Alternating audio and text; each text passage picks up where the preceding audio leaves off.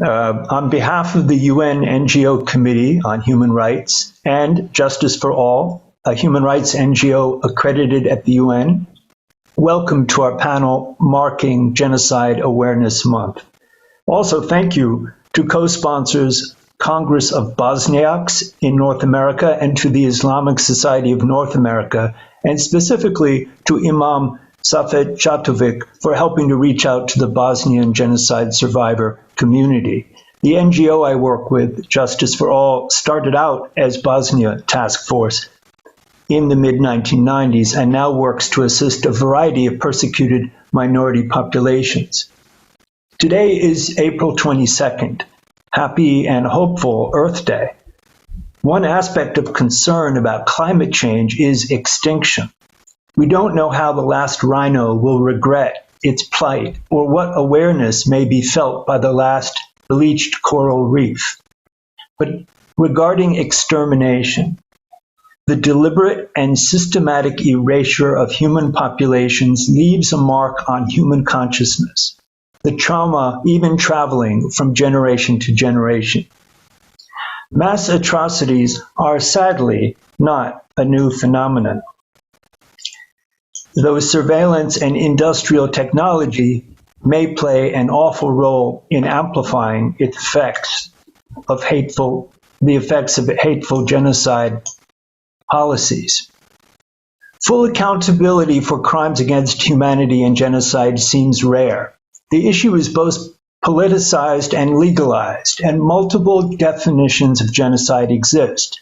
Some genocides are recognized within a year or two, and others 100 years later.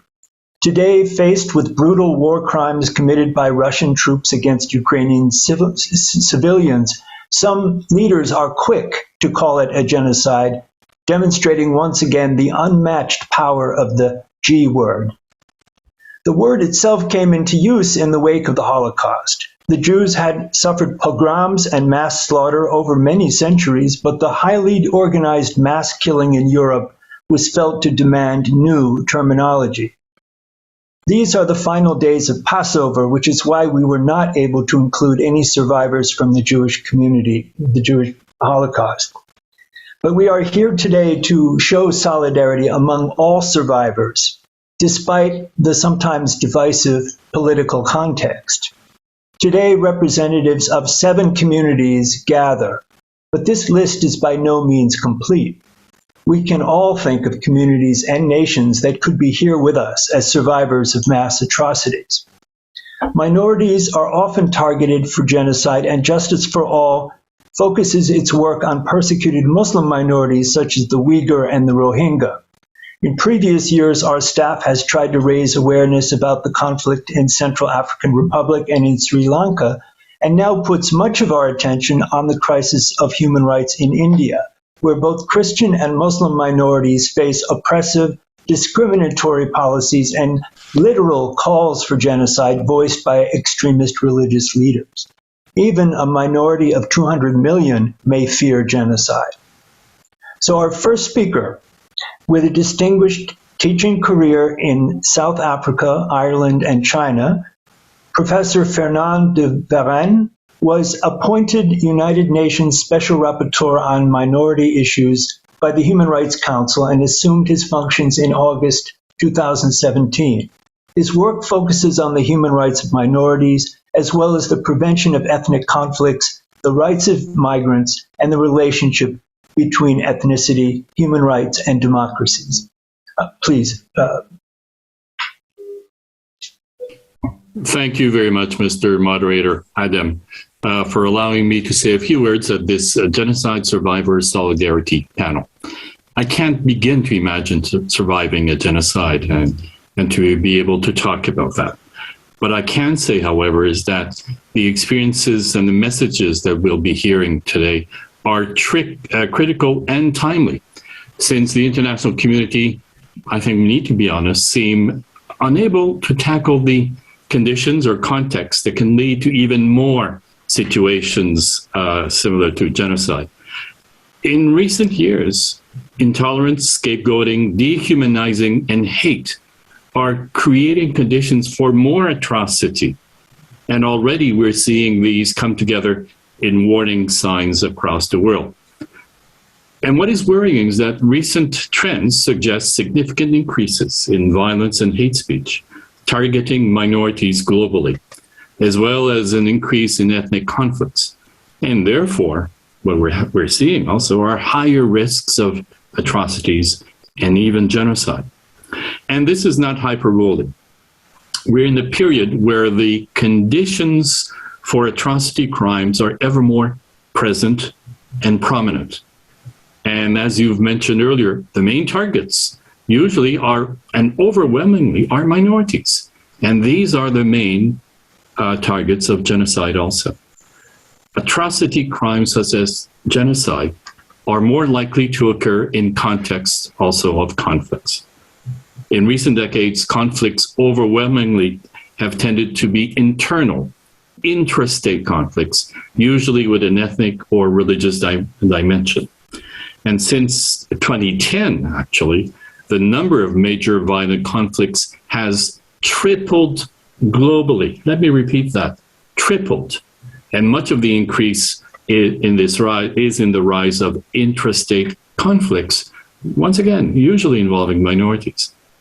So to be absolutely clear on this issue, around 3/4 of the world's violent conflicts involve minorities, with the corollary that almost unavoidably, when atrocities are committed, hate, intolerance, and dehumanizing are the prerequisites for these contexts to occur, to appear.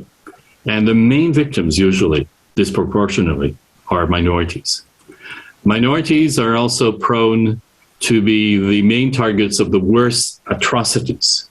The main victims of genocide and ethnic cleansing are, even though in theory it's not exclusively minorities, but history and the real world show us that minorities are almost always at the receiving end of the most horrific crimes since at least the 20th century, with the Armenians, the Jews during the Holocaust, the Shoah, or the Tutsis in Rwanda and Burundi, the Yezidis in Iraq, Rohingya in Myanmar, Armenians in the Ottoman Empire, and so on. The complex mixture of why atrocities and conflicts are on the rise is linked, I would say, amongst others, to the growth of hate, intolerance, dehumanizing, but also the political instrumentalization, which can add fuel to potential situations of violence, atrocities, and even genocide.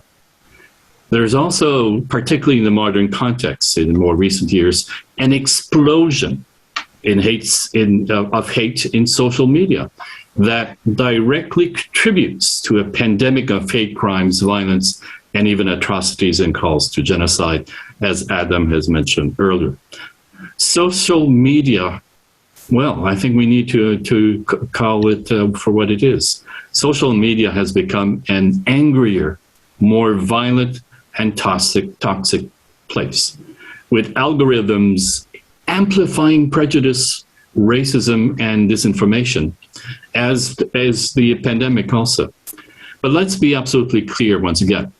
While social media platforms offer people the opportunity to connect, share, and engage, an unhealthy and unfortunate side effect is that harmful and misinformative content can go viral in a matter of minutes and spread to thousands, even millions, before platform owners can catch it and mitigate its effect, if even it can be said that they are truly trying and putting the necessary resources. As a recent whistleblower admitted, with the algorithms used by Facebook, Facebook is actually prioritizing their own profits over public safety and putting people's lives at risk. Once again, mainly minorities in most cases. And I think we need to put this in context. We should remember that the genocide we know as the Shoah, the Holocaust, did not begin with gas chambers. It started with hate speech against a minority. The Nazis effectively used propaganda to win the support of thousands of Germans to facilitate persecution, war, and ultimately genocide of mainly Jewish and Roma minorities. Social media platforms today have become propaganda megaphones, amplifying intolerance and prejudice by spewing propaganda of hate and racism, reaching almost immediately huge numbers of people, but causing real harm in the real world, literally leading to individuals today, even probably at this very moment, individuals being pointed out, vilified, lined up, sometimes lynched, even massacred, because they belong to dehumanized others, usually overwhelmingly minorities being targeted. And the use of social media has an widely acknowledged role in atrocities and even the attempted genocide of the Rohingya minority in Myanmar and other atrocities. Social media also played a prominent role in the massacres and destruction against the Muslim minority in Sri Lanka a few years ago, and it's contributing right now, as was mentioned also earlier, hugely to the rise of hate speech, crimes, and other atrocities committed against minorities, mainly Muslims, Dalits, and Christians in India and in other parts of the world. So what we are seeing, as famously described almost 1,000 years ago by the 12th century philosopher Averroes, is ignorance leading to fear, fear leading to hate, and hate leading to violence through social media, and eventually atrocities, mainly against minorities, and even calls to genocide. And this is in a way, to close, this is the old phenomenon of scapegoating, of finding easy solutions to complex situations by blaming others, those who are different. But blaming someone else has, throughout much of our history, been to blame those who are different, the outsider, the foreigner, the minority. So protecting against atrocities, such as even genocide, to be effective requires focusing efforts and protecting the most vulnerable. The most vulnerable to atrocities, including genocide, are minorities. And there is also a gender dimension to this, in that minority women in particular risk being doubly marginalized or vulnerable in atrocity contexts. And I'm sure we'll be hearing about this in a few moments. To be critical, I think we can say that the United Nations and other international efforts in genocide and atrocity prevention need to be more concrete, to be more practice-oriented, and reflect the reality on the ground. Because currently, most efforts use a very generalized, some would say, sanitized language and approaches. If you look at the framework of analysis tool that was elaborated by the UN Office on Genocide Prevention and the Responsibility to Protect, on the one hand, it's an extremely important tool to identify common risk factors and early warning signs. But notice this, and I would invite you to look at the document again. There is not a single, not even one reference to minorities in this document. And let me repeat that. Not a single mention even of the word minority, even if we all know that almost all cases of genocide involve minorities. So on the one hand, the 14 risk factors and the corresponding indicators in this framework of analysis, they do provide an important, well, I guess, working tool. But on the other hand, it tends to be perhaps overly broad and to not capture the reality on the ground, including the critical role played, for example, in the 21st century by social media, such as Facebook, in atrocity crimes and even calls to genocide, as we've seen and heard in Myanmar, Sri Lanka, and too many others. So otherwise, instead of trying to effectively develop mechanisms and approaches to fulfill the promise of never again, we're bound to continue to have to deal with the wail and experiences of too many survivors saying, again? Thank you. Merci. Thank you, Special Rapporteur de Varenne. And as we move to the next part of our program, each speaker representing a different community impacted by genocide will speak for about 5 minutes and reflecting on what brought them to their work on this issue. How were they informed? How was their life informed by family stories or community feelings about their ordeal? And so I will go in roughly chronological order, starting with Armenian genocide. Dr. KHATCHIG MOURADIAN is author and lecturer in Middle Eastern, South Asian, and African Studies at Columbia University and the Armenian and Georgian area specialist at the Library of Congress. He also serves as co-principal investigator of the Project on Armenian Genocide Denial at the Global Institute for Advanced Studies at New York University. In 2020, Professor Mouradian was awarded a Humanities, War and Peace Initiative grant from Columbia University. Professor Mouradian. Thank you, Adam, for the introduction and for inviting me.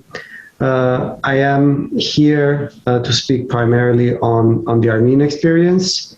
And in this context, I'm speaking about a crime, the survivors of which are long gone.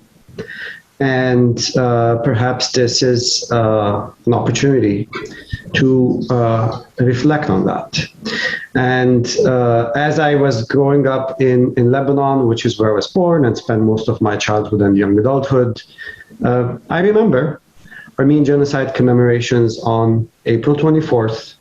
In 2 days, we're going to be commemorating the 107th anniversary of the Armenian genocide, where survivors would still be seated in the front rows. And I have witnessed how their ranks have dwindled over the years. And it is very difficult to think of survivors of the Armenian genocide today who are still around. And those who were child survivors. But in many ways, genocide does not end when the killing stops, and it casts a very long shadow. And Adam, you mentioned earlier, and I want to quote you here, you said trauma traveling from generation to generation. And of course, this is also what happened with Armenians who survived the genocide against them by the Ottoman Turkish authorities beginning in 1915 under the cover of war. Those who survived and scattered around the world tried for generations to escape that long shadow cast by the genocide and its ongoing denial by the Republic of Turkey. And oftentimes, not just to escape it, but also to shed light on the crime itself and its consequences. And it is perhaps appropriate in this context, particularly since we're going to be hearing from survivors and commentators related to several other genocides, more recent cases of genocide, to also reflect on how oftentimes crimes against humanity, mass atrocities, genocide, often place the onus on the victim, who has already, been minoritized, right? Who has already been targeted, and its, houses of prayer, its cultural institutions are destroyed. It's been uprooted, cast around the globe. Oftentimes, the onus is on that very same targeted community to organize and speak up, to engage, so that the world does not forget what happened or is happening to them. Unfortunately, it is often, again, the onus is on the victims, on the targeted groups, to demand and to engage in struggle in order to bring their plight to the forefront of a world where increasingly right? Attention is fleeting. And this is, in many ways, the much celebrated Martin Luther King quote about the arc of history being long but bending towards justice is worth reflecting on, but with a small amendment. And that is that the arc itself is the arc is not going to bend towards justice in and of its own, by itself. It requires a constant vigilance. It requires the will and the engagement, oftentimes, yes, as I mentioned, by the very people targeted for destruction, to bend that arc towards justice. And in that, I think solidarity among groups targeted for mass violence, solidarity among survivors and their descendants is critical, which is why, again, I'd like to thank the organizers of this panel, this conversation, and I look forward to hearing the comments from my co-panelists. Thank you.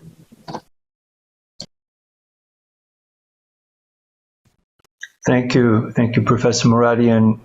I think the next speaker will be actually Console Nishimwe, author, motivational speaker, and a survivor of the 1994 genocide against the Tutsi in Rwanda when she was 14 years old. She's suffered physical and emotional torture during her 3 months in hiding and miraculously survived with her mother and younger sister. Today, Console is a committed speaker on the genocide, a defender of women's rights, and an advocate for other genocide survivors. Console. Thank you. Thank you, Adem, for your kind introduction. Thank you, everybody, for being here. So honored to be part of this conversation. As Adem mentioned, I'm from Rwanda. I'm a survivor of the 1994 genocide against the Tutsi, and I'm representing, my fellow survivors here. As we're speaking right now, the genocide lasted 100 days from April 7th through July 4th. So I'm leaving 28 years ago. I was, like many of my fellow survivors, were going through the genocide. So it's important to talk about what we've gone through. I was young, I was 14 years old. I grew up in a country at that time that persecuted Tutsis, minority, and Hutus were the ones who were persecuting Tutsis. And I grew up in an environment where I knew that being a Tutsi was not easy. So for me, the genocide didn't only happen in 1994. There were other genocides happened in 1959 because there are many Tutsis who left the country when in exile, 1963 and also 73. And those genocide, even though they were not to the scale of the 1994, but there were many Tutsis who were in exile. And I grew up hearing stories of many of them who left the country, and the remain of my family members and many other Tutsis who remain in the country were persecuted so many years. I was born at the time, and when we were not allowed certain things in the country, and we were dehumanized, being called cockroaches and snakes. There was a radio, for many of the people know that there was a radio called RTLM, which was used as a way of spreading the propaganda of hatred against the Tutsis. So as young as I was, even though my parents managed to give me a childhood where I felt confident and loved alongside with my siblings who were younger than me because I was oldest in my family. But I outside of my household, when I left home, I was scared of my life. So my parents tried to protect me, but it wasn't easy until, of course, I didn't know that we were going to face what we faced in 1994. which is a genocide against the Tutsis. So I found myself and my siblings, and who were four. I had 4 siblings who were from age 14, 11 years old, 9 years old, 7 years old, and 16 months old. So my parents were teachers at that time. So we found ourselves going into hiding for 3 months. And I didn't know I was going to survive. So many horrible things happened during the genocide. And unfortunately, during that period, my dad was murdered. And he was murdered April 15th. And my 3 younger brothers were murdered in May 9th. And many of my family members on both sides were murdered. My uncles, my aunts, and many others. Many of you know, during the genocide, many women and girls really vulnerable and targeted in the most horrible way. And rape was used as a weapon during the genocide against the Tutsis. So many Tutsis women were, from young to old, were brutally tortured in a most horrific way. Many of you have read how horrible it was. And I became one of those girls. So I was raped, and many of us live with the consequences. And many of us live with HIV, which is something that I found out later as a result of what I've gone through. And many other young girls, and many of them have had children from rape, and others live with HIV like myself. Others live with many consequences, mental health issues, many of them who still struggle with life, even though it's 28 years. You may think it's a long time, but we still struggle with a lot of trauma and coming from that time. So, and after I survived, because the genocide was ended, because the Tutsis were in exile, stopped the genocide. July 4th. That's how I was able to survive. And I survived with my mother and my sister. Many of my family members were killed. And then I had to live with the consequences. It was not easy, like many other survivors. But when I decided to tell my story, it was therapy for me. And I felt like I wasn't necessarily, doing only therapy for myself. I was speaking on behalf of so many survivors. And I want to make sure that the stories of what we've gone through are not forgotten. So that's why I even wrote my book, Tested It to the Limit, a genocide survivor story of pain and resilience. It talks about my family and what we've gone through at that time.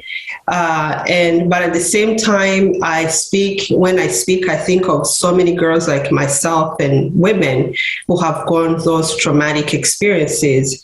And I want to make sure that what happened is not forgotten. So many of you know that denial is the last stage. So that's one of the things we're facing now. So as a survivor, to hear somebody denying what I've gone through, it's like opening the wounds. So for me, I feel like for the rest of my life, I want to make sure that this genocide is not forgotten, and also to make sure that I'm part of the world's community, to make sure that we speak also about other genocide and mass atrocities happening elsewhere in the world. So it's important for all of us together to make sure that we speak out. I always say that whenever you see injustice, you must speak out, because silence favors perpetrators of those injustices.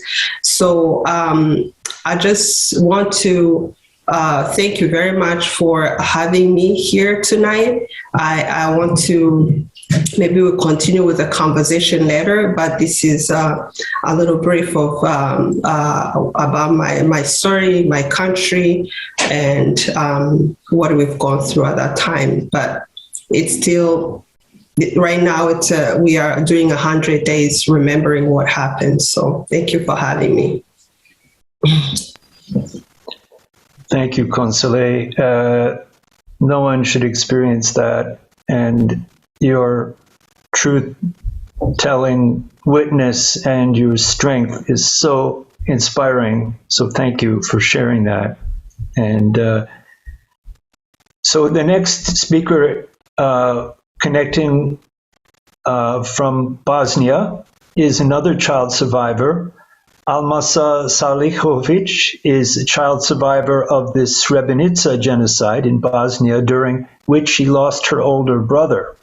She is active as a speaker at commemorative events worldwide and was recently part of a joint project by the Srebrenica Memorial Center and the War Childhood Museum in Sarajevo to record stories of child survivors. Currently, she's a public relations officer at Srebrenica Memorial Center. Welcome. Thank you, Adam, very much, and thank you for having me. I'm really, really honored to be here in your company. As you said, I come from Srebrenica, and I survived genocide in Srebrenica in July 1995. Just the brief introduction is that when it comes to war in Bosnia and Herzegovina, some of the cities, some of the towns suffered the most. Unfortunately, I was born in one such place where we experienced war in its most horror. I was born in one small village in the municipality of Srebrenica, and the only thing that was dividing my country from the Republic of Serbia at the time and even today is a natural border, River Drina. And even though even though today's current policies that Serbia was not involved in war in Bosnia and Herzegovina, unfortunately, my village and the surrounding villages happened to experience the shelling coming from Serbia. So unfortunately, at that time in 1992, when war started in Bosnia and Herzegovina, in my country, we had to run away from the village because it was constantly bombed and shelled, and we tried to find safe haven, refuge in Srebrenica, because at that time it was in 1993, in April, it was declared a UN safe area. So basically what it meant is that we were supposed to be protected. There was no supposed to be any military action, no killings whatsoever. However, the 3.5 years that we experienced in the war in Bosnia and Herzegovina, and in Srebrenica in particular, is that we lived throughout these years without the running water. The humanitarian catastrophe happened during the 1993-1994, when people were basically dying of hunger at the time. And it was, the story is going to be very long if you try to explain what life was under the siege and what we had to go through to survive. At the time, I was a bit younger than Console. I was 8.5 years in 1995. So during my period of growing up, the only time when I remember I was happy was maybe when I was 6 or 7 years old. At the time, the war already broke out. However, you have these happy memories of your childhood while you were still in your house where you were born. Unfortunately, in Srebrenica, the circumstances were very much different than those in my village where I was born. So basically, the Serb army surrounded Srebrenica, and we were held surrounded for a couple of years.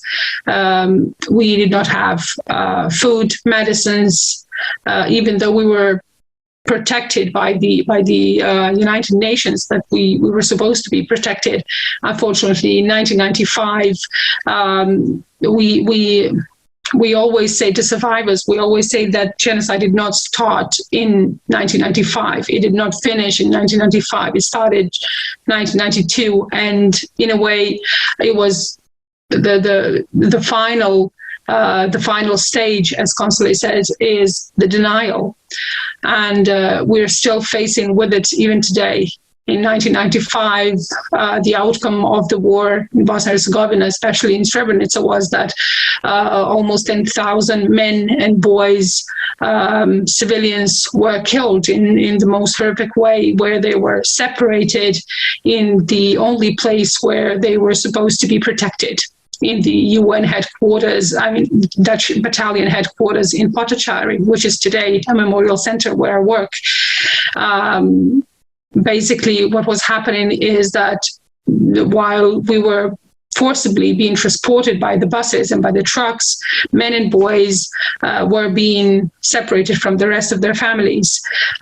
All those who wanted to find free territory, try to find free territory, they tried to go through the woods on a long journey that we call a death march, 120 kilometers long journey. For some of those who were the luckiest ones to survive, it took 6 days and 6 nights to reach the free territory. And the horrors that these men and boys experienced through this death march are a story that should be talked on its own. So my brother at the time was 18 years old, and he was not the one who wanted to go through the woods to try to find free territory. Unfortunately, he was locked for 2 days and 2 nights from 11th of July until 13th of July, 1995. This is the time that we spent surrounded by the Serb soldiers, as well as Dutch battalion who was supposed to protect us in Potachari. At the time, they were deciding on the fate of the people, of the Bosnian people. And what I did not emphasize is that we were all Bosnian Muslims, and we were surrounded by the Serb soldiers. So my brother was locked in a place which is today a memorial room in the memorial center, with other men, children, women, families, entire families. And he was with our eldest sister.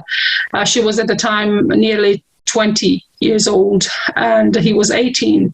So basically on 13th of July, when Serb soldiers were deciding on the fate of those men and boys, they decided to leave along with other almost 400 men and boys who were practically separated in the light of the plain day, in front of the Dutch soldiers, separated from the rest of their families, and they took them to the execution sites where they were executed. In 2008, we identified our brother's body remains in one of the secondary mass graves, which is another story which, in a way, it's basically what I call another stage of the genocide, which is denial of the existence of these mass graves, which are located 50 kilometers from Srebrenica, from the place where these men and boys were separated from the rest of their families.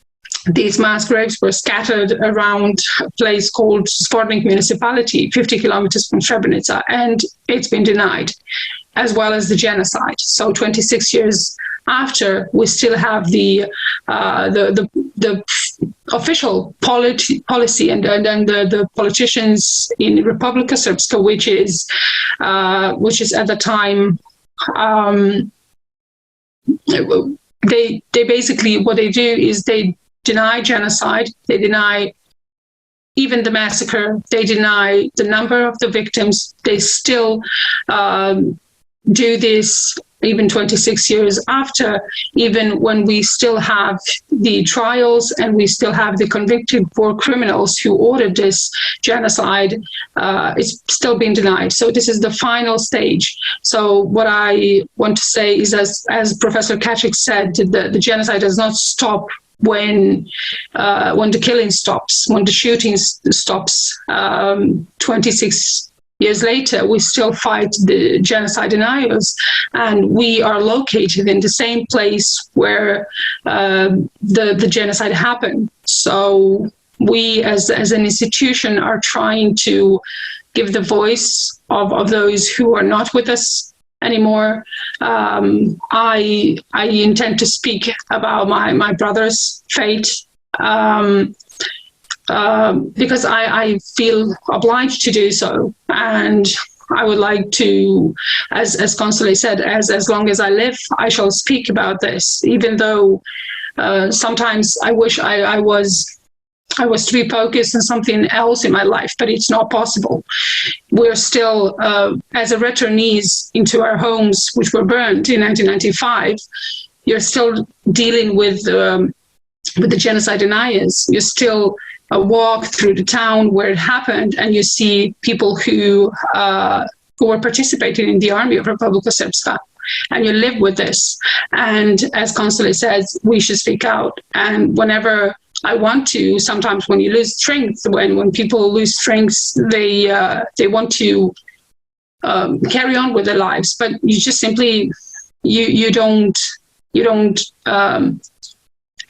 want to give this moment when you want to be silenced. You just need to speak out. So this is why I can say that I'm really happy to be a part of a team in Memorial Center where we need to be loud in today's times, where we have to, whenever we hear the deniers deny genocide in Srebrenica, we need to speak twice as much to be heard. So we're trying to reach to the world. We're trying to have the memorandums of understanding with many other institutions, many other organizations from Rwanda as well, from the United States. We are trying to with the Holocaust memorials as well. So as long as, in a way, we reach to those who are trying to commemorate other Holocaust, other genocide, we find strength in them as well.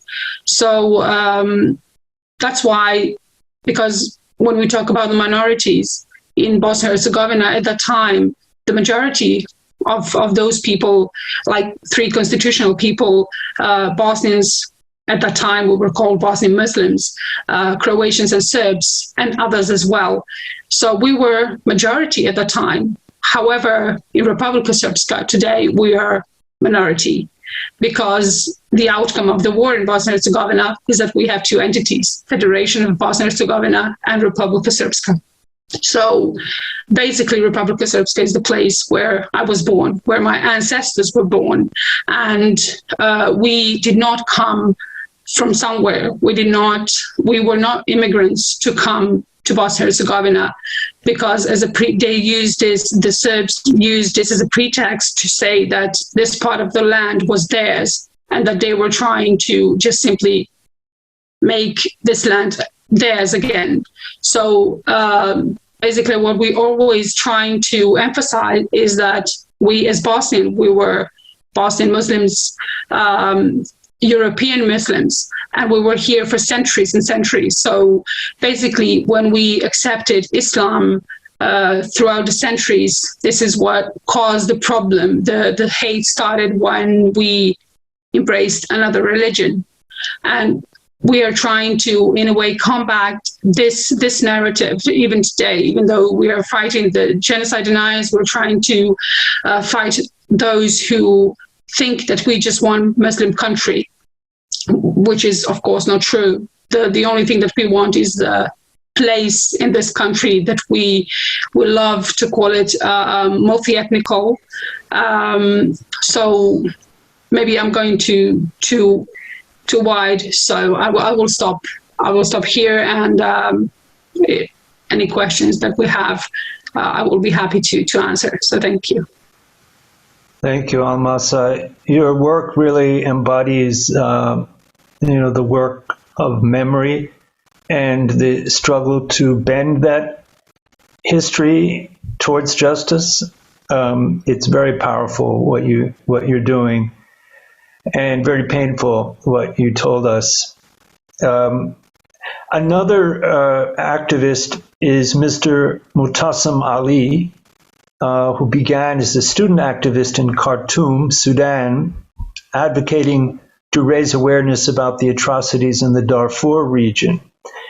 Ali was forced to leave Sudan and seek asylum in Israel, where he spent more than a decade as a refugee. And while there, he continued his political activism for Darfur and served as a voice for African refugees in Israel.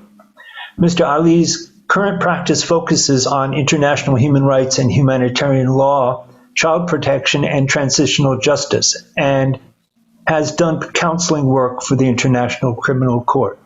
Welcome, Mr. Ali. Thank you, Adam, for the invite and for warm introduction. And I am particularly honored and grateful for this opportunity to share a stage with my fellow panelists. And I think this is a unique setting in many ways. One, it is a timely conversation because as we speak now, many atrocities continue to occur. And second, here, bringing these stories from different parts of the world, and our stories are very similar. I listened to the story from Rwanda and Bosnia, and I feel I don't need to speak about Darfur because they speak for me. And it hits me to the core of my being to continue, hear this from, I know we do not have a speaker from, a Holocaust survivor, but I've lived in Israel for nearly a decade and heard that story a lot. Hear their stories. And then we hear the stories from Rwanda, and then Bosnia and Darfur and or Armenia and Rohingya. When does this stop? Right? Like it continues to happen, and it pains me really. And the one of the common things here is that these stories are told by people who were forced to leave their homes when they were young.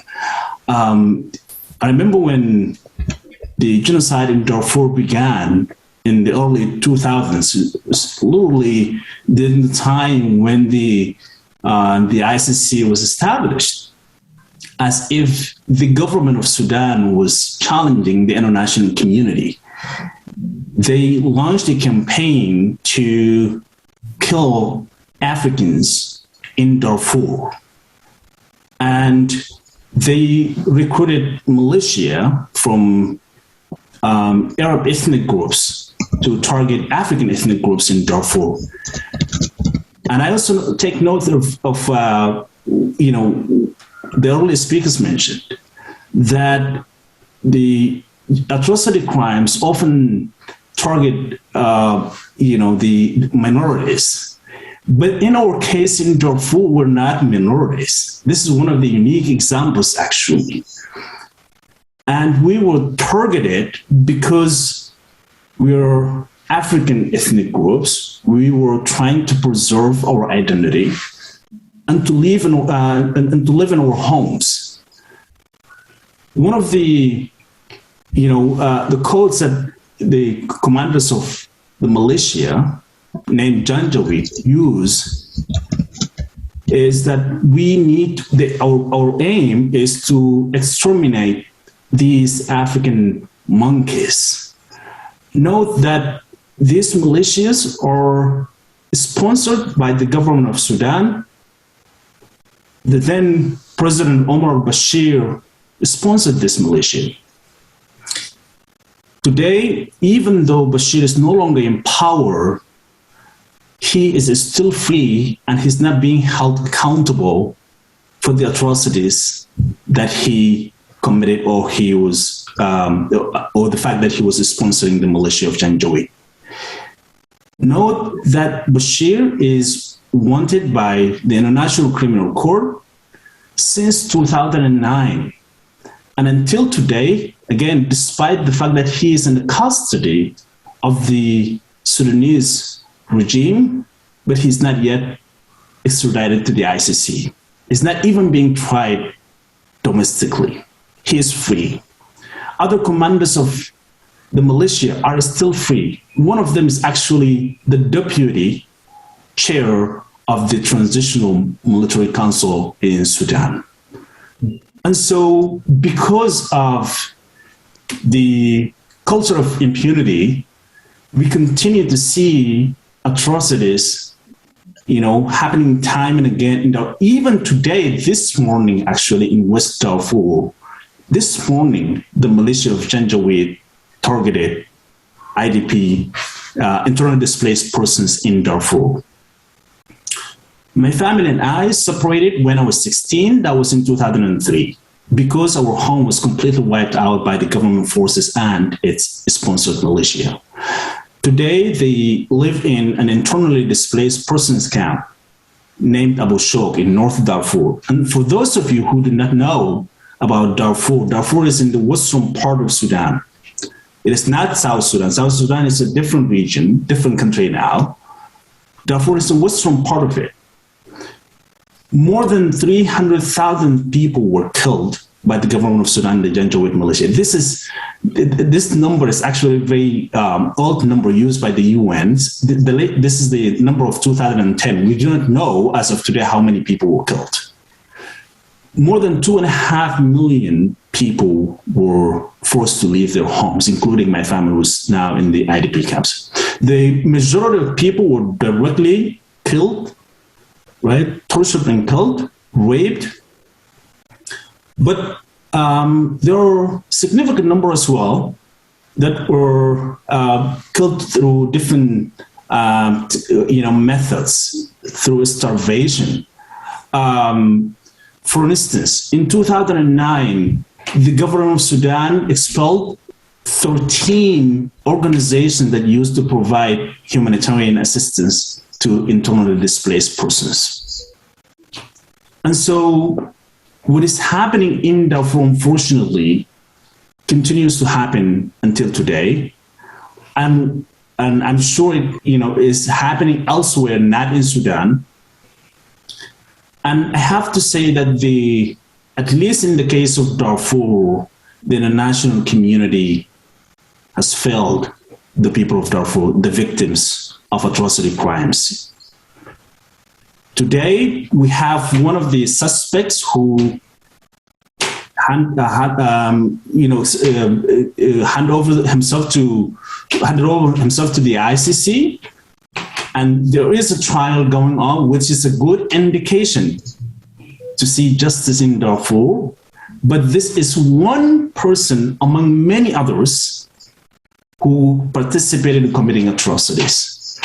The senior leaders, such as the president of the country, the former minister of Interior, minister of Humanitarian Affairs, all wanted by International Criminal Court, and they are still in the custody of the Sudanese government, and they're not willing to extradite them to the ICC, nor they want to try them internally.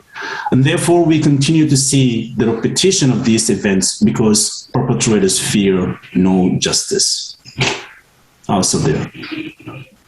Thank you, brother. And that was a powerful call for accountability, which I hope we'll going to have to discuss in the next section of this. But because I know PARI IBRAHIM is going to have to leave relatively soon, and chronologically, she is next, so I'm going to call on her.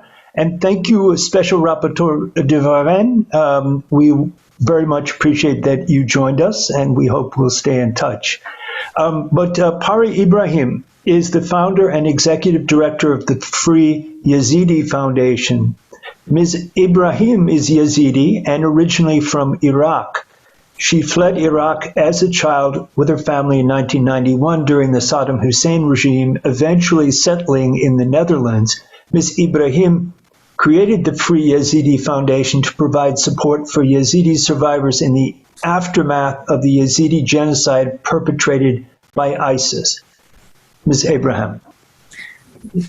Thank you very much. And I stand, of course, in solidarity with all the survivors. I myself am not a survivor of the Yezidi genocide. As Mr. Adem Carroll just said, I am a Yezidi. In August 2014, my community was attacked by the Islamic State. Initially, I thought like, okay, we need to raise awareness. What is happening? This is obviously a genocide. We were always told when growing up, even though we lived in the Netherlands, that our community always had suffered genocide after genocide. We call this the 74th genocide. And after raising awareness and seeing my people in the camps, hundreds of thousands of Yazidis being displaced, I knew this was going to take many, many years. Today, we are 8 years along and the genocide is still ongoing. During the genocide, our people, the men were killed, the children and women were kidnapped, women and girls sold as sex slaves in the 21st century. You can't imagine that, but it is happening. Young boys brainwashed to eventually become child soldiers or suicide bombers. You would think that one would learn from the past genocides, as we just now heard of survivors talking about what happened to them. But unfortunately, preventing genocide is very, very difficult. The warning signs that are given are most of the time not listened to, or there's no reaction from the international community. As I said, this was not the first time that the Yazidi community, who are one of the first inhabitants of Iraq, were attacked. We have hundreds of thousands of Yazidis that were killed during the Armenian genocide. Nobody talks about that. No prevention or protection for the Yazidi community. The root causes, the discrimination against the Yazidi community in Iraq is really high. Yazidis are being killed in Mosul. Why? Because they are Yazidis. People will not, neighboring communities will not eat food from the Yazidi community. They see Yazidi community as devil worshippers. This is the reason why the Islamic State came in 2014 and committed a genocide against the Yazidi community because of who we are, because of our background, because of our ancient traditions and religion. Now, 8 years later, not a lot of justice. We haven't seen a lot of justice for the Yazidi community. We are now making some more progress. We see in Germany that perpetrators are being held accountable. We see trials in different countries. But one problem that I see in my community is that a majority of the perpetrators, whether they are foreigners that came and joined the Islamic State, or that are local Syrian people or Iraqis who joined the Islamic State, are being held accountable for terrorism. Terrorism is not the only thing that was done to our people. We were survivors of genocide. Our community suffered immensely. We can talk about the murders, the rape, the enslavement, and name it. Too many crimes were committed, not terrorism only. And our community is not seeing that around the world. Terrorism is a very easy way to prove in court. One person went to Iraq or Syria, traveled there, joined the Islamic State, a member of a terrorist organization. There you have it. But genocide, crimes against humanity, rapes and murders are much more difficult. Our organization is trying to give trauma treatment to survivors, but at the same time try to go for justice. We make sure that prosecutors around the world are aware of the crimes that were committed against our people. We do crime scene analysis to make sure that no one can say we did not know what we did, what we heard during after the Holocaust. Now you know. Now you have the information, and make sure that you indict the perpetrators, whether they're from your country or from Iraq and Syria. We have a long way to go. Our community talks to also other survivors of different countries. Yesterday, I had a call with the Rohingya community. The Yazidis are 8 years on. The Rohingya community 5 years later. We all need to support each other and make sure that we make the world aware of the crimes that were committed so that they don't happen anywhere else. One thing I want to mention, and then I'll give the floor to other people, is that the Islamic State is militarily defeated in Iraq and Syria. But the ideology, the hatred, was never defeated. And now they are telling the world that they are going to do these horrific things also in Europe. So the Europeans have to be aware that what happened in Iraq and Syria in 2014 and onward can also happen in all these other countries, because the prevention of genocide can never be prevented. We see it many, many years later. But all we can do is our best and raise awareness. Thank you very much, PARI IBRAHIM, for the solidarity you expressed. And I think as a Muslim, I can say that I think we need to understand your religion better and to understand this genocide better. The targeting or being targeted for erasure is genocide, and I think that we need that solidarity you spoke about. The denial is one theme that I hear coming up again and again, and the lack of accountability. Also, the role of surveillance and technology, both in perpetrating genocide, but also in uncovering genocide. So the next speaker is SERWI HUSEYIN, the Save Uighur campaign team lead for Justice for All. She's an educator and a Uighur activist. SERWI is also a renowned writer, translator, and poetess. She was born and raised in East Turkestan and graduated from Xinjiang University in the year 2000. SERWI holds a Master's of Education degree from Fried-Hardeman University. She's been contributing to raise awareness about Uyghur genocide since her family members were arbitrarily taken to concentration camps and prisons by the Chinese government. SERWI, the floor is yours. First, I would like to thank you, Brother Adem, to invite me for this panel to speak about my feeling about going through this ongoing Uyghur genocide. And I also would like to share my deep appreciation for the academic people who talked about the genocide, and also other sisters who shared their own personal stories, genocide survivor sisters, actually. My heart is just going for you. So as Brother Adem introduced me, I was born and raised in East Turkestan, actually in Kashgar city. It's like heart of the ancient Silk Road in ancient China. So I spent my childhood there and located to Uruchi, the capital city of East Turkestan. You heard the word East Turkestan, but in the news media outlets, it was featured as Xinjiang. Xinjiang is the name which my home country, East Turkestan, was given by the Communist Party of China after their invasion to my home country, East Turkestan, in 1949. So the Chinese meaning for Xinjiang, the Xin means new, Jiang means border or the colony. It, like in total translation, it refers to new territory, new colony. So, and also this is a solid proof that this region is actually an occupied region. So in news media channels that you have heard about the inaction of the Uyghur-related bills, such as forced Uyghur prevention bills, and also genocide declaration by the US state government, Canada, Netherlands, and several other countries. They all declared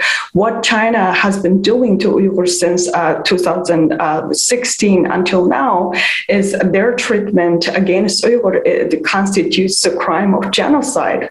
And also right now I would like to share my story as a person who is deeply incarcerated because of losing the family members during this long 6 years and until now, just because the Chinese government just taken my loved ones to the concentration camps and prisons.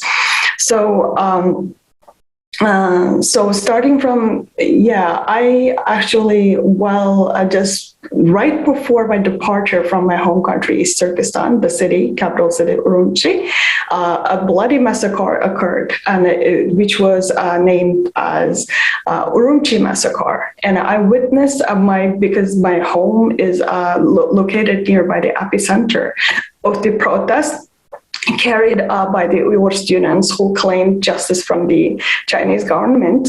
And I witnessed thousands of Uyghur students were arrested by the Chinese government and on the scene, and I witnessed there.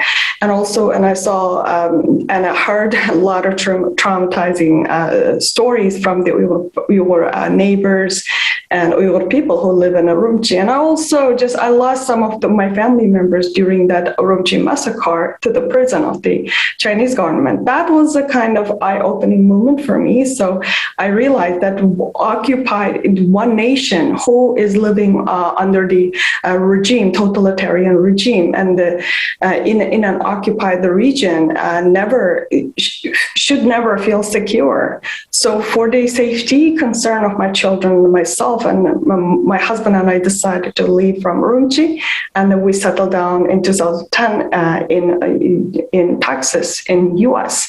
So we are aware that Chinese government occupied us. We are aware that they are not going to give us the basic human rights that they promised in their constitution. But we never expected such a massive scale of genocide would occur starting from 2016.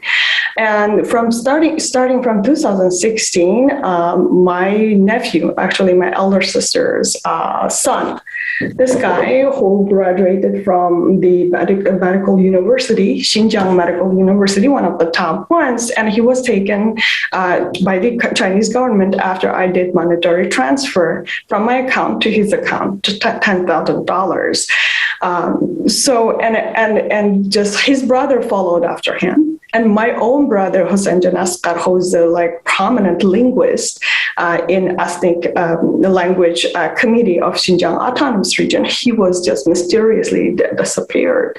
At first, I felt like only my family members were taken, and I felt like they are guilty for something or something. I was silent for a long time, and I was teaching in Memphis, Tennessee, and it was really hard to balance my mental world for my busy teaching, stressful teaching career and my mental health and my own children and my family life. It was so hard. But later on, we have been hearing about that what people are just raising their voices, they're speaking out, but still just very, very few people. And I finally, when another family members, my sister's husband just disappeared, when the number hit the 4, and it was an unbearable point for me, and I told myself and my husband that, okay, my husband also lost at that time his dentist brother, Alam Sulaiman, this handsome guy.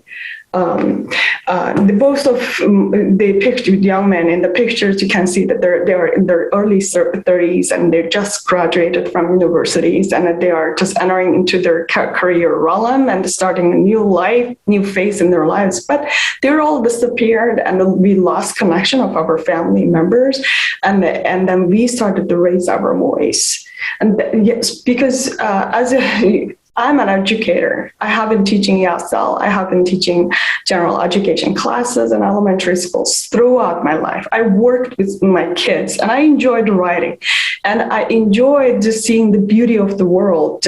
I read about the Jewish Holocaust. I read about a lot of Rohingya genocide and other things, but still I focus on the beautiful sides of my life until the effects of the genocide hit my own family. That's another that's a big window for me to see the world, how the world is working, and are there any suffering people except from me too, and what's going on to me, so on and so forth. And I suddenly became an advocate for my missing loved ones in East Turkestan. It has been 6 years right now. We have been hearing about millions of Uyghur people who have been taken to the concentration camp and who have been sentenced with long-term imprisonment. For example, this guy who went to Turkey to study Turkish and stayed there for 6 months and then went back to get married and went back to start his work in a local hospital as a dentist. And he was starting his career and they're ready to get married, but suddenly he was taken. So right now, we talk about camp. We should never ignore that this kind of young men and a lot of Uyghur men who were sentenced with imprisonment, long-term imprisonment, and who was forcibly disappeared without any trace. So if you look at the number, just news media features like some say 1 million, some say 2 million, and some even say 7 million, 9 million. So and I feel like just my husband lost 1 and I lost 4, and it's still newly like last May, and I have heard my second sister's husband, who is a professor in the military construction teachers college, he was also taken. And I couldn't describe the face of my sister on my phone screen, like deeply traumatized is all those 6 years. And they never knew that who would be the next one to be taken to the camp and sent to the prison, and going through all those abuses and torture and interrogation and that we cannot imagine. So all these 6 years is long enough, and it made pressure on the global community, and of course the countries around the world. They declared it a genocide, and the U.S. state government did some action. So right now, Forced Uyghur Labor Prevention Act was enacted, because you know that while they are locking my relatives and locking my people in the camps, and they are doing other things too. They are relocating Uyghur people from the various parts of the East Turkestan, especially the village people, to the different parts of the innerland China, industrial cities of innerland China. And they made them work day and night as a very cheap labor source, or the very free labor. They don't give them anything in certain cases, any salary, or they are forcibly sent to those forced labor factories. And then they're not free to leave from their dormitories. And after a long hour of working during the day and the evening, they are forced to recite Xi Jinping's the praising songs, the songs that which praise Xi Jinping. So like they go through political indoctrination. So forced migration is going on, and to disperse the Uyghur population and dilute the demographic of the East Turkestan, and also people are suffering inside the camps. And also, while their parents were sent to the prison and the camps, the children who are orphaned, and they are sent to the state-run orphanages, and they are being raised as Han Chinese, just making them forget all their language and culture. Now it's not, we have been talking about human rights. It's like, for me, human rights is a very weak subject. So we shouldn't talk about their human rights, like language, culture, and their very existence is already in dire challenge. I just know that around me in the Virginia community, I know people who lost their father, and that the dead bodies of their father and mother were returned to the family. And still, you cannot see their stories on the news media because of the fear of the retaliation. They never speak, most probably. They will never speak because their hearts are filled with fear of retaliation. And it's not, this story isn't unique for me. I'm not the only person, and my husband isn't not the only person who lost their family members to the prison camps, so on and so forth. If you come to Virginia, or if you go to any other city, there is a Uyghur community, you approach any Uyghur and then kindly ask, how are you? They will tell you, they will share their stories with you, and they will definitely have one or more family members who have been taken to the concentration camp. And another thing that I would like to say is, like, the root cause of this ongoing Uyghur genocide isn't like they are minorities. So it sounds like maybe it makes sense because they're minorities, because Chinese are such a big population throughout China, right? So no, before their invasion in 1949, we are 94% of the population of entire East Turkestan is Uyghur, Uzbek, Kazakh, Kyrgyz, and the majority of these 94% is Uyghur. We are all Turkic nations. We just speak different dialects, like Uzbek, Kyrgyz, Kazakh. This main cause is occupation of the region. So right now, China is carrying out actually Belt and Road Initiative, and they would like to become superpower of the world. And they need to open up, they have been closing up this region altogether throughout these years, and they have been opening up the Shanghai, Guangzhou, and the port cities and their inland industrial cities to the world. And just ideologies from the West are pouring in, and somehow, if not fully open, but in certain degree, it was open. But we are so close. Before this, all these camp things, just before you have heard about all these camp things, maybe you have not, I bet with you have not heard about the term Uighur at all, the Uighur at all, because this region was so tight. It's impossible for the Uyghurs to secure a passport even without bribing some Han Chinese officials. We are not given. The Chinese people, if they pay 250 yuan and they can get a passport, but we are not. We have to just spend hundreds, thousands of RMB to get one. And that's also my case. How did I secure a passport in 2010, right after July 5th massacre? It's occupied region, and it's rich in natural resources, oil, gold, uranium, and a lot of things. And right now, the region should be open, because China is just carrying out Belt and Road Initiative and just running just on a highway of their being a superpower. So before they open up the region, they have to eradicate us. They have to wipe out the culture, language, and even Uyghur identity. And then right now they are promising Han Chinese men to get married with Uyghurs for free housing. I have been seeing on the Chinese media, like TikTok, that there are ads. If you come to Xinjiang and get married with one Uyghur girl, we provide you free housing and we provide you job. And then you can see the pictures of those houses are like traditional Uyghur style houses. So where are the owners gone? You know the answer. They are gone to the concentration camps. Thank you, everyone. Thank you, Sister SERWI. That was very eloquent and chilling picture of occupation and oppression, and the bulldozing of traditional neighborhoods, cemeteries, mosques, all of that aspect. That may be a subject for a future panel discussion. How destroying culture and heritage affects all people in these situations. China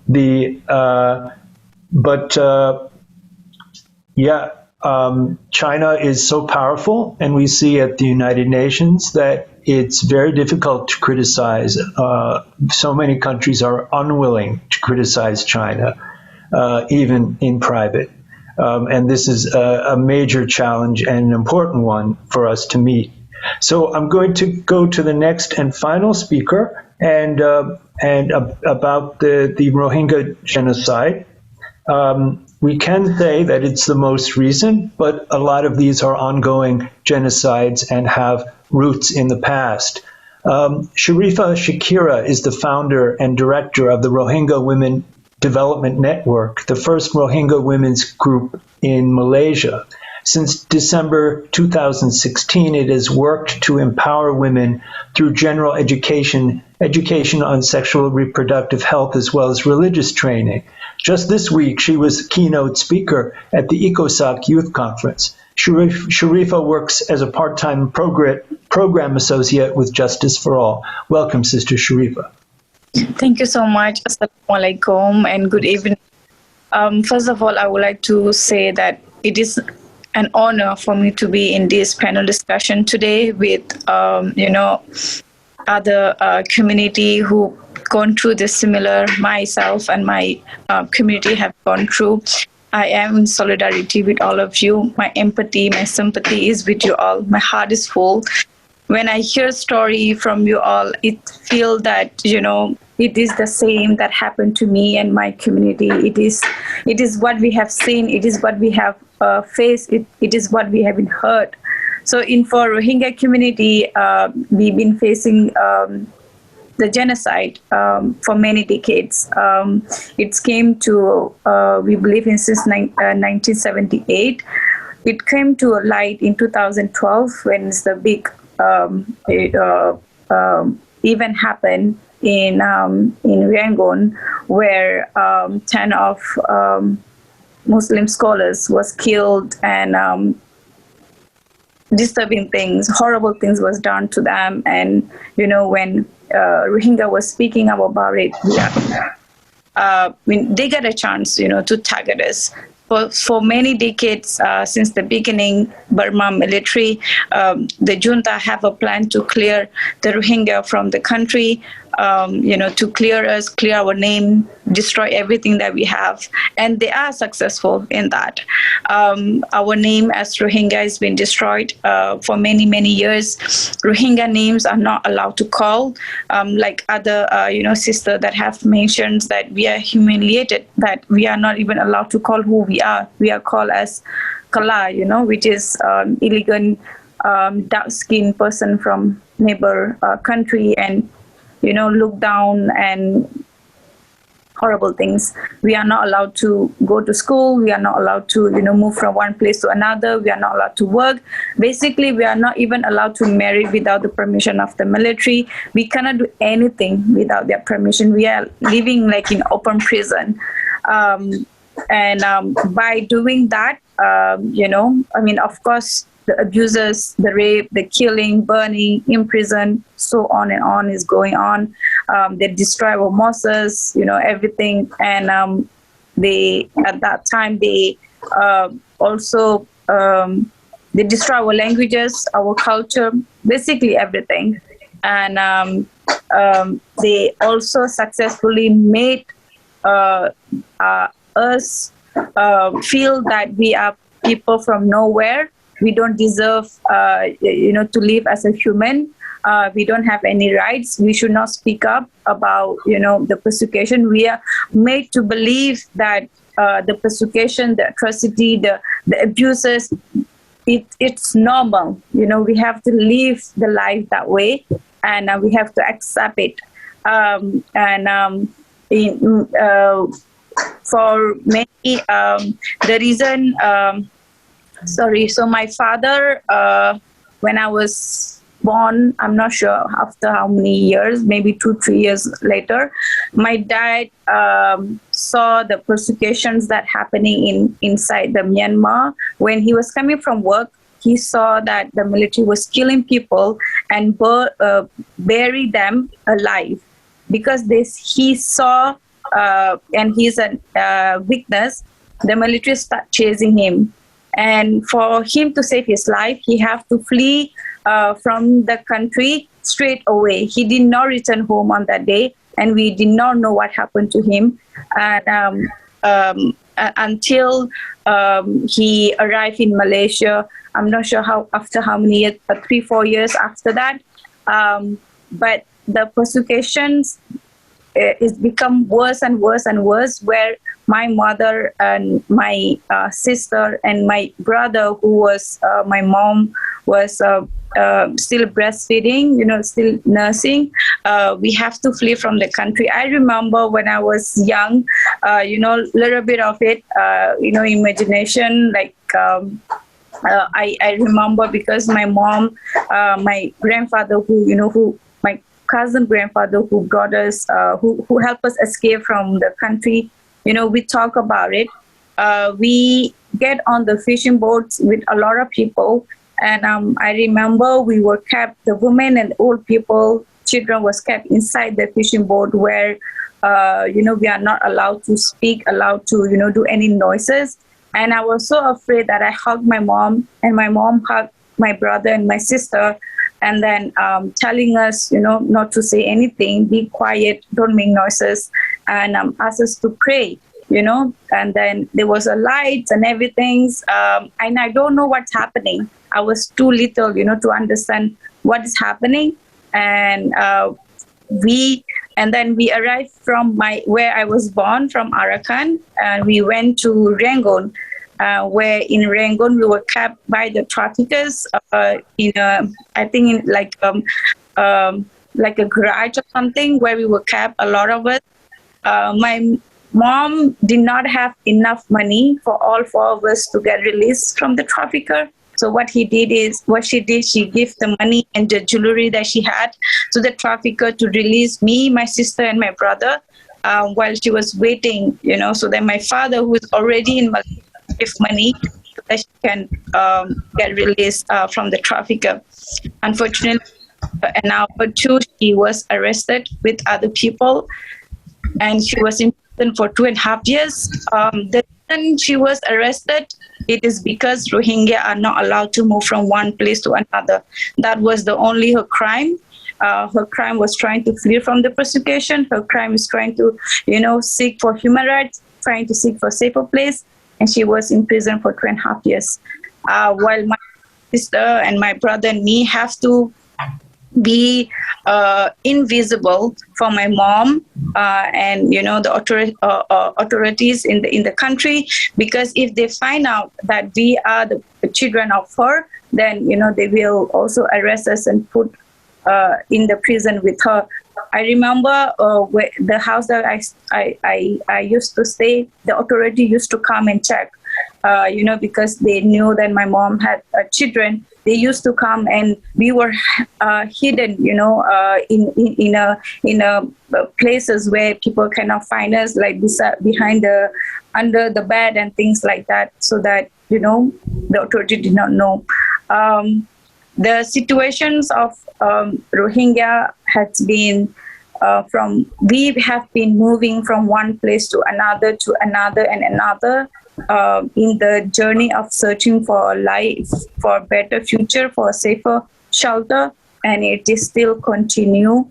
After my mom was released, she was deported back to where she come from Arakan, and my sister, me, and my younger brother have to continue the journey individually.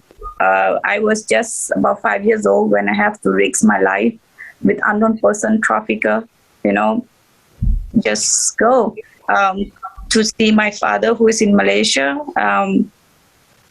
I was lucky that, Allah have protected me, but many people have died, and many people, women been raped, children's been killed, so many horrible things happen.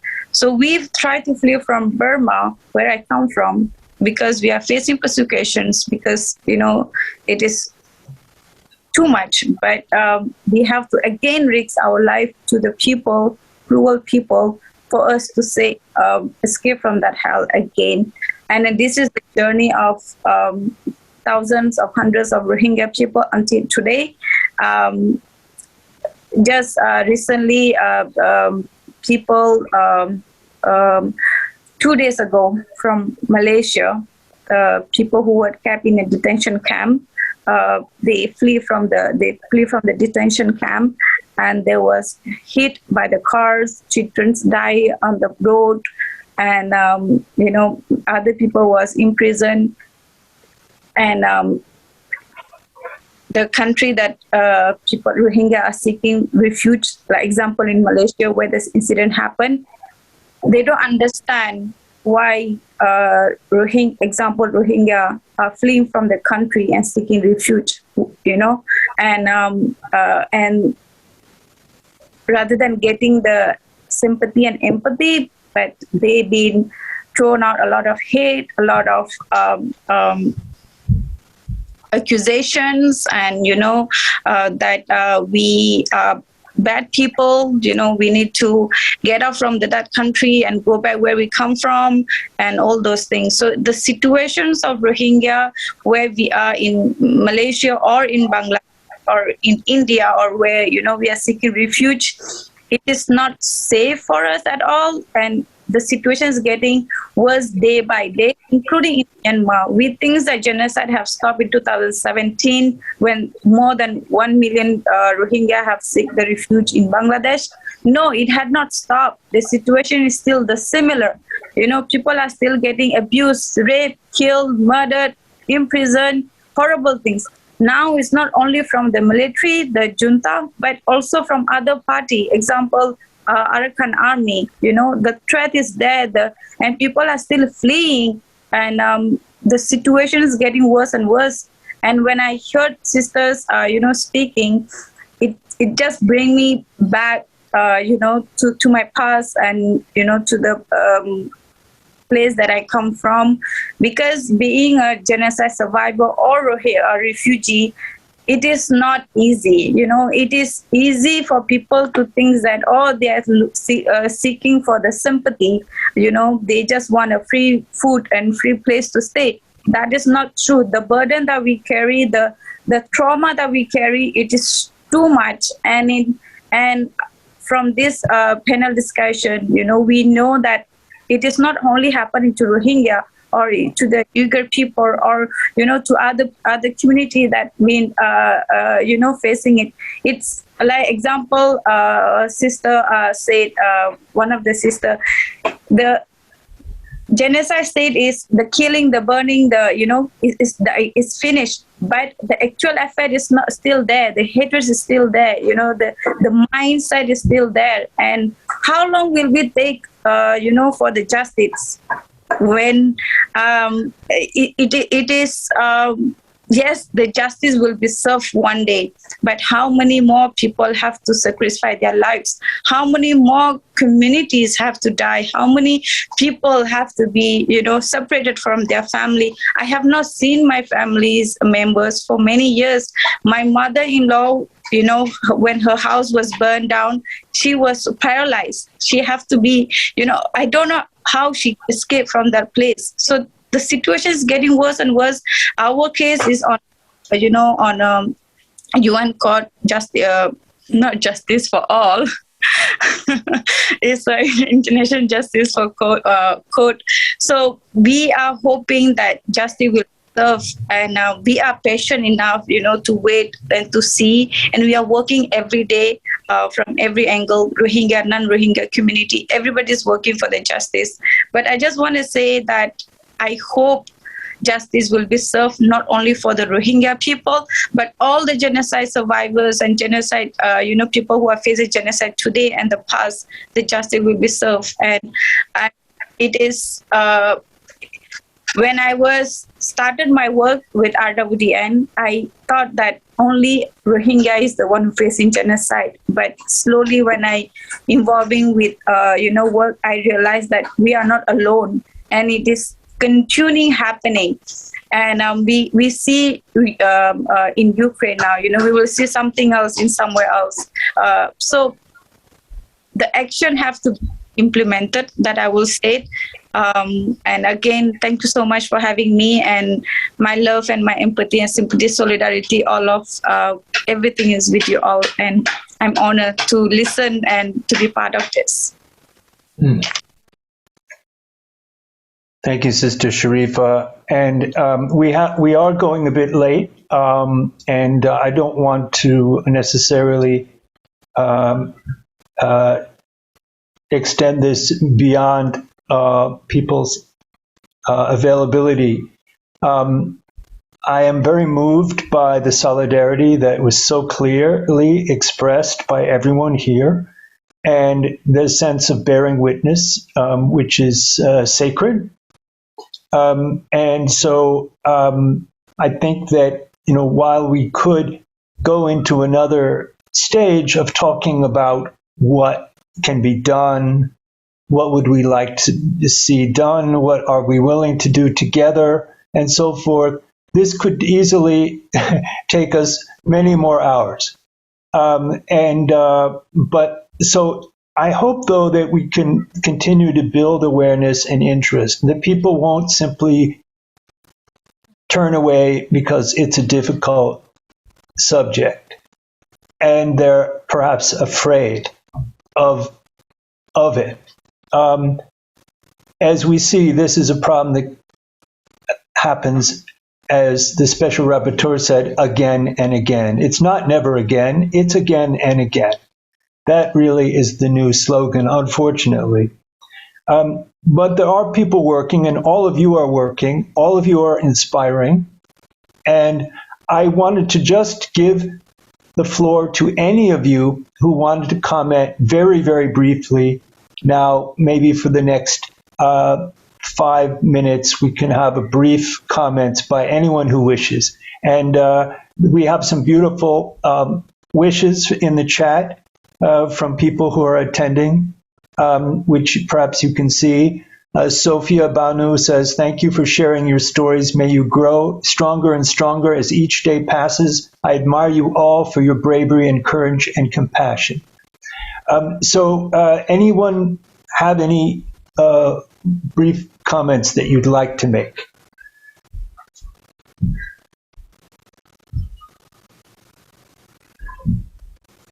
I think we're all full. Yeah, no, I think I can go briefly. Yeah. I just want to second you on the compassionate message and the beautiful story that we heard, and I think this is what we need to do. I think I agree with you all that continuing to raising awareness is really one of the most important things, and I have to say that probably the majority of us are actually the luckiest who are able to go out and do great stuff. And I think it is our responsibility to be the voices of those who we left behind, or those who are still going experiencing these atrocities. And I just want to maybe that will be a question for all of us. Not necessarily to answer right now. I think part of the I think as a result of many years and efforts of advocacy and awareness raising and all of that, we have an example of the Secretary of State Blinken just last month concluded that the genocide was committed in against Rohingyas, right? Which is really important. I think they did this, in 2004, it was done the same in Darfur as well by the late Colin Powell, former Secretary of State, which is a huge thing for victims to hear that, there are people seeing this. But I'm wondering in terms of what does that change, to the ongoing practices, right? Like, okay, there is a genocide being committed somewhere, which is very important to recognize it. But in terms of, practical steps to stop the genocide, does that really, this is my question probably to all of you, but maybe also primarily to Sister SHARIFAH, did this really change anything in terms of accountability, in terms of more steps to stop what is happening there? Thank you very much. Thank you, brother. If I can answer very briefly, I think the recognition, I think you are talking about the recognition by the US recently, recognizing a genocide. It is, important to recognize, like we all been saying from the beginning, that we all should not deny that it is a genocide. We should not, silent with the prosecution. We have to, recognize this and be, in support of ending it. So I think US government have done something very important, but it is not not enough for US government to only recognize this. There are other, powerful countries also need to recognize this genocide. And while we are grateful for the recognition as a community, we also like to see, that the community start working the talk. We see more action on this, so that the military, the people who doing this, get scared and, really, be afraid of this. But from my experience, and from maybe I might be wrong, but as a, from a ground community, I feel that the military they don't care. It seems that, they're going to do what they're going to do. So we have to be harder, in what, in the action, in the warnings that, we are giving to them. So and we have to be stronger in the solidarity on this. And at the same time, I also feel that it is also now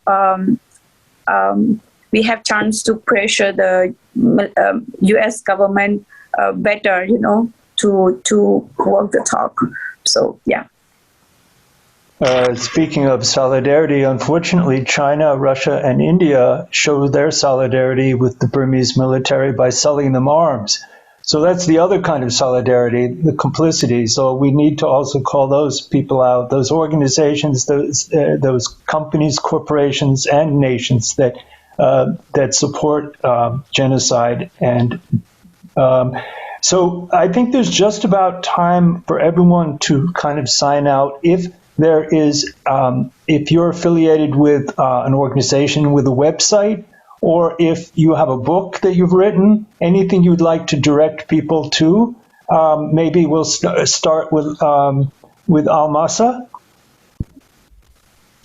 Yeah, I just read the is it from the chat, right? Yes.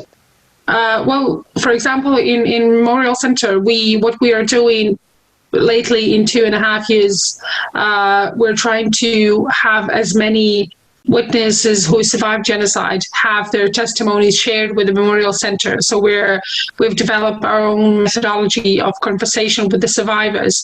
It's very hard to persuade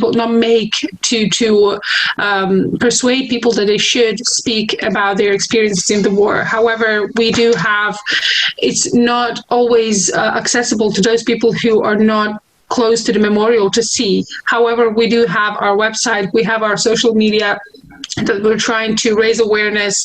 We have a lot of people who survived genocide and who wrote their own books, their own experiences in the war. However, what people can see from United States, from other places in the world where they live, is we have 100 people who share their testimonies, and it's very short. It's not going to take a lot of time. So we try to make in 3 minutes people who donated to the Memorial Center the items that belonged to their beloved ones and that were found in the mass graves with the belongings of their beloved ones along with the bodies, that they talk about these items and the people that were killed. So people are trying in these couple of minutes to talk about their experiences and their losses in the war. So we are trying to put on our YouTube channel as much as we can the content of people who survived and who talk about the genocide and their experiences. For example, on our website, srebrenicamemorial.org, you can find these under the I believe it's subtitled the fields beyond the fields of death. So you can find these, and it's subtitled in English. So what we're trying to do was, because the English is a global language, let's call it this way. So we're trying to put it subtitled everything into English as well, so that people can reach much of understanding about the Bosnian genocide, about the genocide in Srebrenica. So we also, what people around the world can see, we have the Memorandum of Understanding and collaboration with the Shoah Foundation from the United States as well. So a lot of these testimonies are going to be put into the online archive. So people who visit the Shoah Foundation website can also find these stories from Srebrenica as well. So basically what we're trying to do is that we're trying to include as many witnesses as we can, because we share this opinion as survivors that nobody can tell better story than survivors themselves about what their experience is, no matter what genocide we're talking about, whether it's from Rwanda, whether it's what's happening even today, which I'm so sad about to hear that what we've been through, sometimes in 90s, sometimes in the Holocaust, that people are still going through even today. So, however, those who survived, they need to know that they have the obligation to talk about this. This is what we need to do, and this is what I believe most of us do, even the people who are here tonight. I mean, today. I'm already in 23rd of April. So basically, we need to talk, and this is what we're doing. The survivors need to talk, and nobody can talk better than ourselves, our own experiences. So basically, I hope I explain it. And thank you very much for the call to be part of this. I'm really, really happy to get to know all of you and to hear your stories. And I cannot but notice that there are more women who speak about this. So I'm always honored to be I'm honored as well to be in a company of men as well, but women who are such as Consultative, such as SERWI and others, SHARIFAH. I'm really honored to hear your stories and your struggle and your fight. So thank you very much for listening, and thank you for sharing your stories. And at least I'm in the prayers with you, and I hope I can do my part to share your stories and to share your experiences and experiences of your people as well. So thank you. Who would like to go next? Consulate? Yeah, thank you. Almasser, that's how you pronounce your name. Almasser, thank you very much for your kind words. It's truly also for me an honor to be in your presence, and everyone and the stories you've shared. My heart is with all of you. It was, I've been moved tonight to hear all of you and the words you've shared, your stories and the work you've been doing. I think it's important to do this, and just adding a little bit of to someone who was asking the same thing about how to preserve the memory and the stories. The same thing Massa said, that's what we do in Rwanda. We have the memorial, Kigali Genocide Memorial, the Shoah Foundation, and I'm sure with your memorial, we collaborate together to make sure the stories are preserved and there are archives. So my story is also with the Shoah Foundation. I wrote a book, and at the same time, I gave them my story too.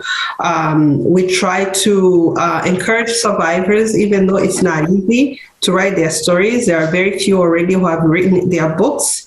So there are some books which are also available for the survivors. It's important to make sure that we tell our own stories. So almost everything Almasa said, we do that. So I just wanted also to add that. So we want to make sure we support each other, we help each other to make sure our stories are heard. So yeah, thank you. Thank you. Mm-hmm. Who would like to go next? Professor Mouradian, I wondered if you could speak to resources for memory. Sure. Thank you again, everyone, for this powerful and moving panel. I too hope that that path from recognition to action becomes more firm. And I believe all of us here have a role to play in that process. There have been, one of the courageous efforts, almost in most cases of mass violence and genocide, is that as the victims are being targeted, they also make an effort to document what they're experiencing and what they're going through. So this is not just the survivors telling their stories, but as the crime's happening, right? People trying to make sure that there is evidence in hopes that one day there's going to be justice, in hopes that one day there's going to be, people are going to be brought and, to confront the crimes that they've committed, and also that for the future generations are going to be tackling it. And it's the same thing is true for the Armenian genocide from the beginning of the genocide. You have efforts by survivors to preserve as much as possible evidence, compile a list of perpetrators. Up to 1.5 million Armenians were killed, but thousands survived, and each one carried with them this sense of preserving that memory and trying to bring as much justice as possible, right, for the crime. So there are many interviews that were conducted in the immediate aftermath of World War I, and much of which is available. Of course, there are survivors, there are many oral history projects also connected to several that were already mentioned. So I'll stop here so that my other fellow participants can also talk. Thank you. SERWI or MUTASIM? Yeah, so I just would like to say that it's a really sad thing to, for example, of course, we speak about this genocide. Of course, we write. Even I feel like that a lot of Uyghurs who even reside inside the border of East Turkestan, in the very region that this genocide is going on, they write down. I know that maybe 10 years, 20 years later, the world, we have a lot of maybe novels. People have a lot of documentaries about the Uyghur genocide and also other Rohingya genocide and others. Yeah, the people always do it. The forthcoming generation will be able to hear the voices of the genocide survivors' testimony and also read a lot of fiction, non-fiction things about this ongoing genocide and shed tears for those victims. But it's really, really unacceptable and a sad thing for me to witness that the world doesn't do much and can't do much, not capable of doing much things to stop the ongoing genocide. For example, Uyghur genocide, it's occurring now. So at the end of 2019, the Chinese, the secretary, the party secretary, I think just very close to people's names in my mind, Wang Yi or Wang Wenbing, they say all the re-education centers were closed. And I can tell just we have been hearing that some very few Uyghurs have been released from the concentration camp. Actually, they are the people the people who have family members who reside in the foreign countries, like me, who speak for their freedom. For example, my brother, linguist brother, went back to his linguist job. He's free now. So because of the advocacy, I suspect that. But the world cannot do much right now. They just, and even after those, the declaration of the closure of the so-called re-education camps from the party secretary of China, I heard last May that my second sister's husband was taken. And I have heard from Uyghur people, yesterday I was in the gathering inside our community. Very recently, people have been retaken it. They have been released and they have been retaken to the concentration camps. So this ongoing genocide, this genocide will go on for a certain period of time from now to the future. It will extend its wings. So, but we cannot do much except from some sanctions, like sanctioning of the U.S. state government for some top Chinese officials, like Wang Lechuan and several others, just sanctioning them and sanctioning a little bit sanction on the trade and the inaction of some Uyghur-related bills. No one is doing anything to stop it. Like, as a member of such a nation whose family members have been locked up in that region in a very horrific situation, I want some miracles to happen. Open the door of the concentration camps and making them to go back to their homes and to reunite with the loved ones, or like reclaim the freedom of my whole country, East Turkestan, and let the occupiers go away from the territory. And then, but unfortunately, only thing we can do is raise voice and educate the people about this ongoing genocide. And the genocide has been occurred in the past history of the world, and educate them and speak about them, write about them, and leave a documentary and teach them to speak with fear. I have fear. I have to conquer my fear. Every time when I participate in a webinar like this, I have some fear.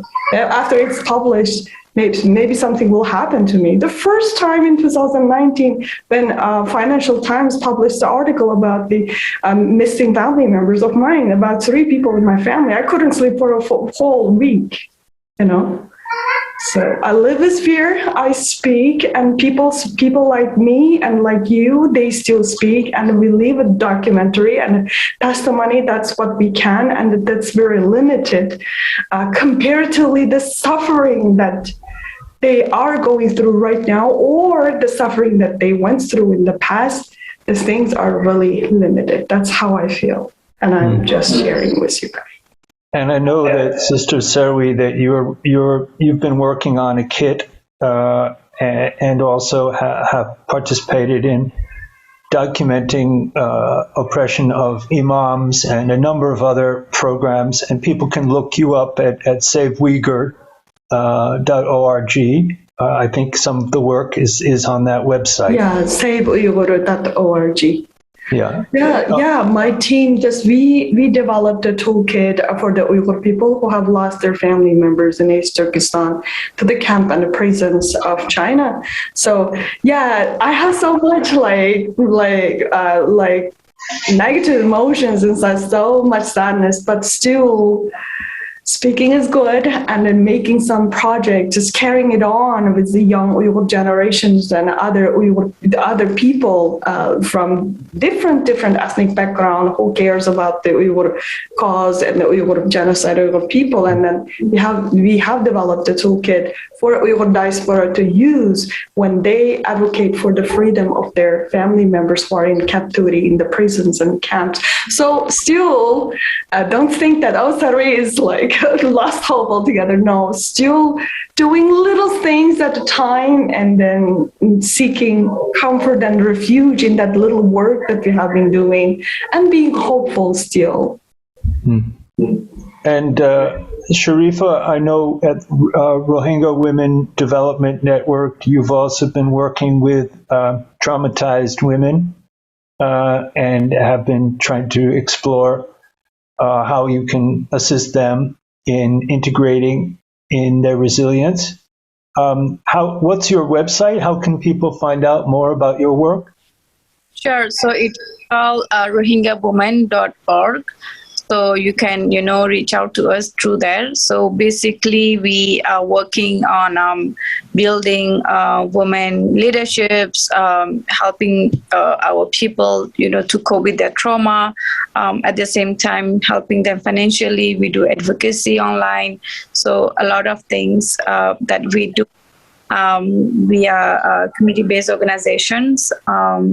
So we work with the trafficking victims, we work with the child marriage victim, we work with the domestic violence victim, we work with everybody, men, women, children, but our focus are more on women because we believe that women voices also highly needed. So we have to create ourselves to be leaders so that we can speak for ourselves and create more leaders and more leaders and more leaders so that the effort does not end there. Okay, and last word, I guess I'll give to Brother MUTASIM Ali. It's almost iftar time, so we'll brief. Yes, definitely. I'll just do it in a minute. So I'm not directly affiliated with an organization that works in Darfur, but I'm going to share a link of Darfur Women Action Organization. That's a DC-based organization that do incredible work in terms of raising awareness and all of that. And just to comment quickly on documenting the atrocity, I think this is really, really significant and important for two reasons. One, to document the horror of these crimes for future generations, but also I think for accountability purposes. And I think in our case in Darfur, what is interesting is that victims sort of refrain from telling their stories and documenting it because they ask an obvious question: what is the point of it? Because we've been waiting for nearly 20 years, nothing happened, the atrocities continue to occur. Whereas perpetrators, they actually fund themselves with selfies while they're committing crimes as if they are proud doing this. And this is one of the fascinating things to see, at least in the context of Darfur. But again, I think it is important to continue, educating people about the importance of documentation, both to document the for future generations and for accountability purposes. Thank you so much, Adam, for this great panel, and thank you, everybody. Thank you, MUTASIM Ali. Thank you all. Honored to have you join us, and this was real solidarity, and I hope we can follow up and certainly to promote this further so that more people hear and see this exchange. So thank you all, and peace to you all. Blessings.